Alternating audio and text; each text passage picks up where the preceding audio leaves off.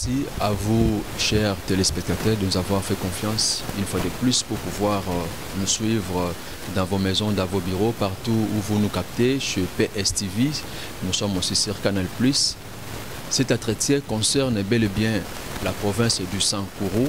C'était question pour moi de venir chercher, vous chercher un notable de cette province avec qui nous allons pouvoir parler d'un événement qui est à venir, c'est-à-dire un dialogue qui se vit déjà, qui va réunir tous les fils et filles du Sankuru. Et il est aussi parmi les initiateurs de ce dialogue. Je m'en vais déjà vous présenter la personne à qui nous allons débattre ces problèmes. Ambassadeur, bonjour. Bonjour, camarade.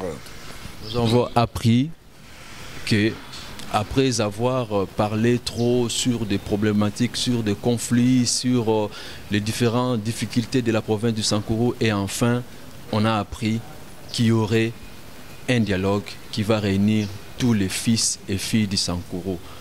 On peut déjà, la première question, c'est est-ce que c'est une information vraie? Oui, c'est le souhait de filles et fils du Sankuru.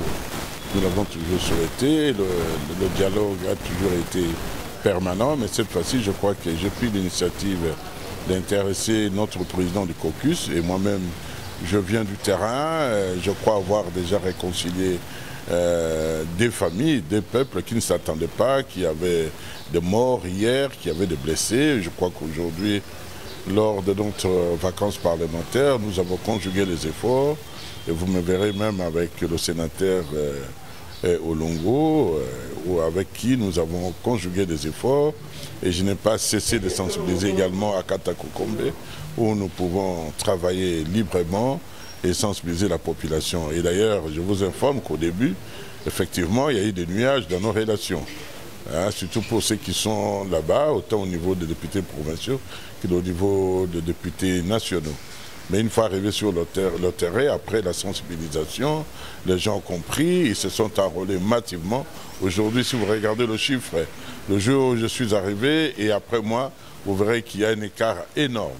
Néanmoins, nous avons profité également pour sensibiliser la population d'être très vigilante. Et très vigilante parce que la conjuration composée par les ennemis du Congo sont toujours là, et nous devons faire, la population doit faire très attention pour que notre société, notre pays ne soit pas ébranlé demain. Vous êtes l'initiateur. Qu'est-ce que vous avez senti dans votre province qui ne marche pas, qui appelle à ce que vous soyez sur une même table? Ce n'est pas seulement quelque chose d'être initiateur. Je suis député national et vous le savez très bien. Pourquoi avoir toujours eu l'occasion de négocier au niveau plus haut, c'est-à-dire au niveau national, au niveau international, et que je peux oublier quand tu as des petits nuages dans nos petites relations endogènes. Non, c'est tout à fait nature, c'est naturel. Ce n'est pas question de se vanter que j'ai pris l'initiative ou quoi que ce soit, et surtout le souhait, parce que nous avons qu'un seul gouverneur. Hein, je ne fais que renforcer la politique du chef de l'État et son représentant qui est au niveau de province. Bientôt, là, je crois on va commencer par à répondre à l'invitation du gouverneur. Pas plus tard, je crois, la semaine prochaine, nous serons tous invités à Lusambo pour un événement que je laisse d'abord secret et vous allez pouvoir suivre à la télé. Pourquoi le choix de l'abbé Léon Wembo, si je prononce bien son nom? Pourquoi ce choix, vous l'avez choisi pour qu'il soit... Il aura quel rôle intermédiaire? C'est lui le facilitateur ou bien c'est lui qui sera... Quel Léon? Quel abbé Léon? Bon, puisqu'on a dit qu'il y a la diocésain... Moi, je connais Monseigneur. Si Monseigneur a pris soin de désigner peut-être un de ses collaborateurs et de ses abbés, je ne trouve pas d'inconvénient. L'essentiel pour nous est de nous retrouver autour d'une table parce que, monsieur le journaliste, je viens d'effectuer un voyage de plus de 700 km, mais il y a de quoi nous réduire. Vraiment, j'ai eu pitié. Ça fait 40 ans ou 30 ans, je n'ai jamais été à Katakokombe, et moins encore à Diallo, là où nous avons grandi à Tchoumbé. Mais je vous l'avoue, il faut retenir ces larmes quand vous arrivez là-bas. Donc nous avons tout intérêt, franchement, on ne dirait pas que nous sommes au Congo. Là, vous parlez déjà des infrastructures. La province du Sankuru Et la pluie reculée, on peut dire, ce dialogue permettra aussi à ce que vous puissiez puiser. La pluie reculée, d'abord nous sommes enclavés. Et de là, il n'y a eu aucun effort qui a été conjugué pour pouvoir désenclaver le Sankourou. Je le dis sincèrement. Et je crois que nous, la famille et les politiciens du Sankourou, nous devons être gênés même de regarder Joseph Kabila demain. Hein, parce qu'il y a des gens qui nous a donné des postes, nous a envoyé des postes au plus haut niveau. Mais quand vous arrivez sur le terrain, c'est une insulte, même à l'égard du chef sortant. C'est vraiment triste de le dire. Parlons de la configuration de ce dialogue. Qui prendra part, qui ne prendra pas part? Ben non, écoutez, pour un dialogue, je vous dis, nous sommes conscients du retard. Mais maintenant, là, nous avons au moins 2 vice-premiers ministres au Sankourou.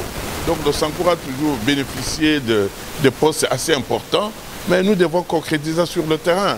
Donc autant vous dire qu'il n'y a pas question d'amener de la polémique, parce que vous, les journalistes, vous êtes habitués à dire qui va prendre des prix, qui ne va prendre pas. Quelqu'un qui se sent fils du Sankourou est obligé de prendre des parts, parce que le souci est global, il n'est pas singulier. Monsieur l'ambassadeur, pour la population du Sankourou, qui sera d'ailleurs le bénéficiaire de ces dialogues-là, et qu'est-ce que vous allez dire à cette population qui attend les recommandations, qui attend des grandes solutions? Dernièrement avec l'honorable le sénateur Olongo, après le dialogue et après la réconciliation, et je crois qu'il faut voir l'engouement de la population. Et hier, quand j'étais à Katako, mêmement, quand j'ai eu à discuter avec les notables du coin, il faut voir l'engouement. Et d'ailleurs, la population de Katako, de Djalo, hein, surtout là où j'ai étudié, de Tchoumbé, ne fait que réclamer le retour de Jean-Charles Toto, et plus tard, pas plus tard, qu'il y a Collet et à Lomela. Donc le souci aujourd'hui, nous sommes conséquents, nous, les filles et fils du Sankourou, que nous devons prendre les choses à main, laisser nos intérêts privés au-delà, en dehors de toute cette rencontre, pour que nous puissions trouver une panacée ou ne fût-ce qu'un palliatif aux problèmes politiques qui enveloppent notre continent. Voilà, nous sommes à la fin. C'était là l'honorable Charles Okoto, qui est initiateur de ces dialogues. Il a donné, vous avez suivi, on n'a pas été long, il a donné toutes les précisions sur ces dialogues. Nous attendons que ces dialogues puissent porter des fruits qui pourra faire développer la province du Sankourou. Quant à moi, je vous dis au revoir et à la prochaine. Merci beaucoup.